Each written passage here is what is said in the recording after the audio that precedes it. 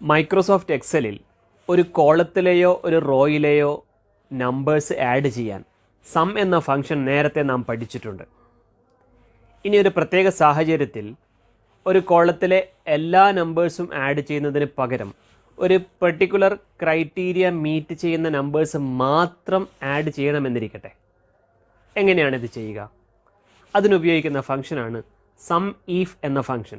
അതായത് സമ്മും ഈഫും കമ്പൈൻ ചെയ്തുകൊണ്ട് ഒരു പെർട്ടിക്കുലർ ക്രൈറ്റീരിയ മീറ്റ് ചെയ്യുന്ന നമ്പേഴ്സ് മാത്രം ആഡ് ചെയ്യാൻ ഉപയോഗിക്കുന്ന ഫംഗ്ഷനാണ് SUMIF. അതേപോലെ കൗണ്ട് ചെയ്യാൻ നാം COUNTIF എന്ന ഫംഗ്ഷനും ഉപയോഗിക്കും. ഇന്നത്തെ ക്ലാസ്സിൽ SUMIF എന്ന ഫംഗ്ഷനും COUNTIF എന്ന ഫംഗ്ഷനുമാണ് നാം ചർച്ച ചെയ്യുന്നത്. വരൂ നമുക്ക് ക്ലാസ്സിലേക്ക് പോകാം. It is me Sharif. Welcome to another episode of ഷെരീസ് ബൈനറി കഫേ.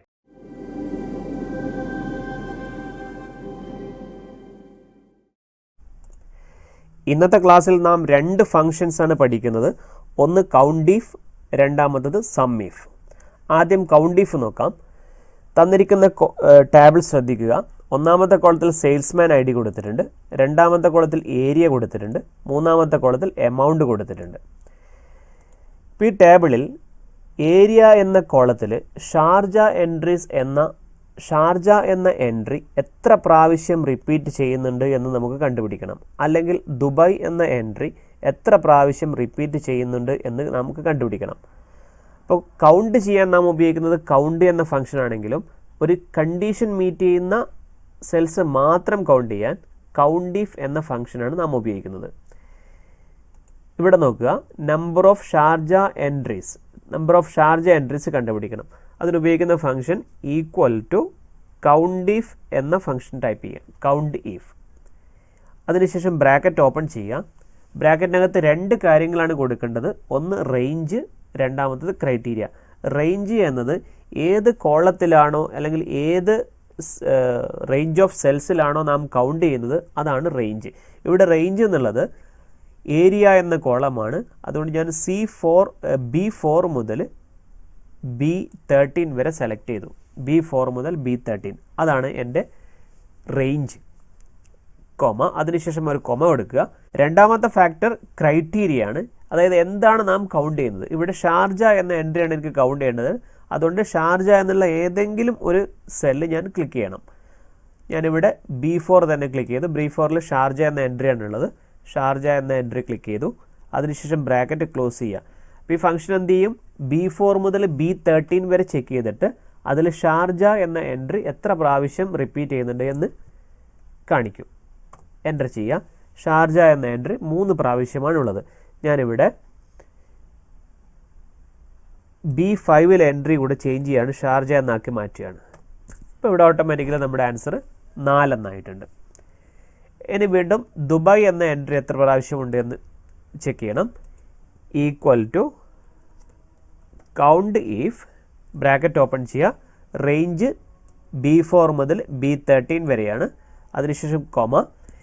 ഇനി ക്രൈറ്റീരിയ വേണമെങ്കിൽ നമുക്ക് ടെക്സ്റ്റ് വാല്യൂ ആയതുകൊണ്ട് നമുക്ക് കൊട്ടേഷനിൽ ടൈപ്പ് ചെയ്യുകയും ചെയ്യാം.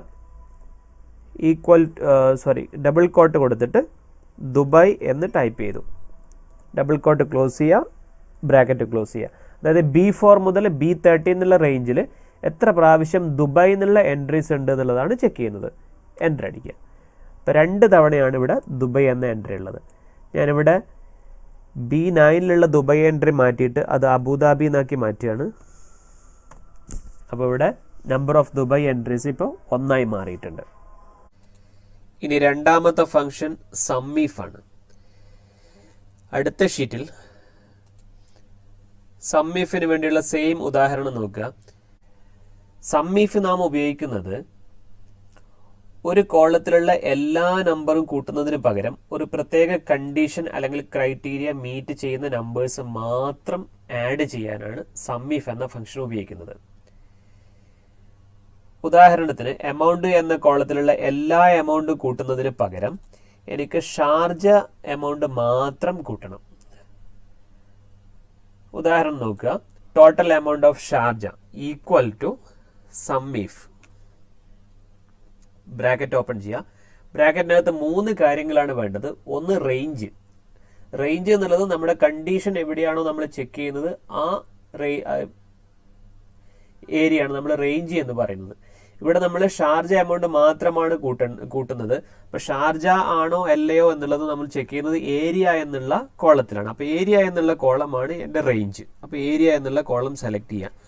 B4 മുതൽ B13 വരെ സെലക്ട് ചെയ്തു, അതാണ് റേഞ്ച്. കോമ. ഇനി ക്രൈറ്റീരിയ. ഇനി അവിടെ എന്താണ് എന്റെ ക്രൈറ്റീരിയ? ഷാർജ എന്നതാണ് എന്റെ ക്രൈറ്റീരിയ. അതുകൊണ്ട് ഷാർജ എന്നുള്ള ഏതെങ്കിലും ഒരു സെല്ല് സെലക്ട് ചെയ്യുക, ക്ലിക്ക് ചെയ്യാം. ഇപ്പൊ B4 എന്നുള്ളതാണ് ക്രൈറ്റീരിയ. കോമ. മൂന്നാമത്തെ കാര്യം സം റേഞ്ച് ആണ്. ഏത് കോളത്തിലാണോ എനിക്ക് ആഡ് ചെയ്യേണ്ടത്, ഏത് കോളത്തിലെ നമ്പേഴ്സ് ആണോ ആഡ് ചെയ്യേണ്ടത്, അതാണ് എന്റെ സം റേഞ്ച്. ഇപ്പൊ സം റേഞ്ച് എമൗണ്ട് എന്നുള്ള കോളമാണ്. അപ്പോൾ എമൗണ്ട് എന്നുള്ള കോളം C4 മുതൽ C13 വരെ സെലക്ട് ചെയ്യുക. അപ്പൊ 3 കാര്യങ്ങൾ: range, criteria, sum range. Bracket close ചെയ്യുക, എൻ്റർ അടിക്കുക. ഇപ്പൊ 86,200 ആണ് ടോട്ടൽ ഷാർജ എമൗണ്ട് വരുന്നത്. ഇവിടെ ഞാൻ ഏതെങ്കിലും ഒരു ഷാർജ എമൗണ്ട് മാറ്റുകയാണ്. B11 ഷാർജ മാറ്റിയിട്ട് അജ്മാൻ എന്നാക്കി. ഇപ്പൊ എമൗണ്ടിലെ മാറ്റം നിങ്ങൾക്ക് കാണാം. ഇപ്പോൾ 60,300 ആണ് ഇപ്പോൾ എമൗണ്ട്.